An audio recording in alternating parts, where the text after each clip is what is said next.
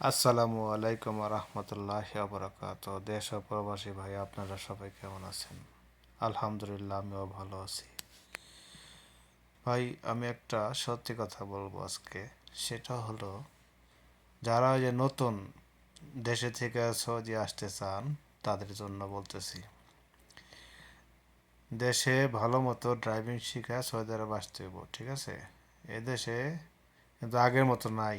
রোডঘাট ফাঁকা বলতে গেলে আগের মতো নাই, এখন অনেক যানজট।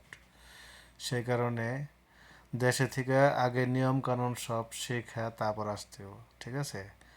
অনেকে ভাবতে পারে ট্রেডিং সেন্টারে শিখছি, আমার আর শেখার দরকার নাই, আমি ড্রাইভার হয়ে গেছি, ঠিক আছে, গেলেই আমি গাড়ি চালাইতে পারবো। এদেশে এখন আগের মতো নাই। তো অতএব ভালো মতো শিক্ষা তারপর আইতে হইব, ঠিক আছে? প্রথমত, এই দেশে আগে যেমন রাস্তাঘাট অনেক ফাঁকা ছিল, এখন অনেক যানজট, অনেক গাড়ি হয়ে গেছে। স্কুল টাইমে, অফিস টাইমে মার্শাল্লাহ কইতে হইব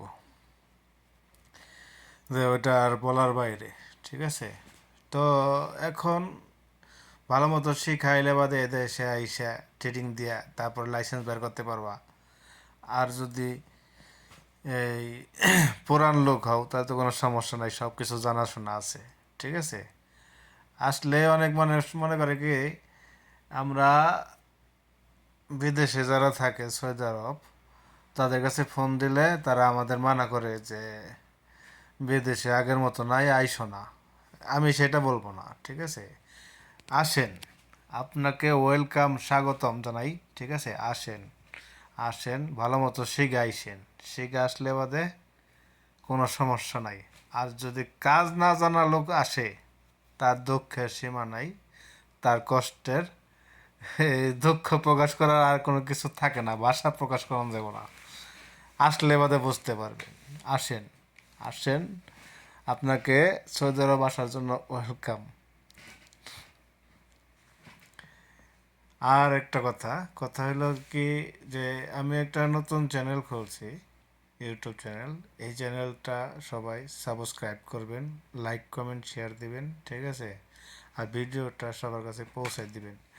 কারণ অনেকেই আছে যে কাজ না যায় না চলে আসে, আসার পরে বিভিন্ন ধরনের সমস্যা, যেমন কাজ নাই, তারপরে সে আগে যেটা যা করতো সেটা হইতাছে না, ঠিক আছে? আগে যাচাই ফাছাই কইরা তারপরে ভিসা ধরবেন। দালালের খপ্পরে পড়লে তো সারা জীবনের কান্দাকাটি করবেন, ঠিক আছে? এক একজন 5 লাখ 6 লাখ টাকা দিয়ে আইসা এই বৈশা থাকে, কাজ নাই, ম্যাচের ভাড়া দিতে পারে না, খাবারের টাকা নাই, তারপরে রুম নাই। অনেকে আছে যে বাথা মার্কেট গেলে রুটের মধ্যে শুয়ে রয়েছে, তাদের দেখলে বাদে খুবই খারাপ লাগে। এখানে কিছু করার নাই, তারা যায় না, সে আইছে, আসার পরে এখানে চাকরি নাই, কি করব? কফিল নাই, আকামা নাই, তাদের কোনো পাসপোর্টের মেয়াদ নাই। অনেক আছে অবৈধ খাল্লি পাল্লি করতেছে, ঠিক আছে? অনেক সমস্যা। তাই আপনারা ভালোভাবে বুঝে শুনে আসবেন।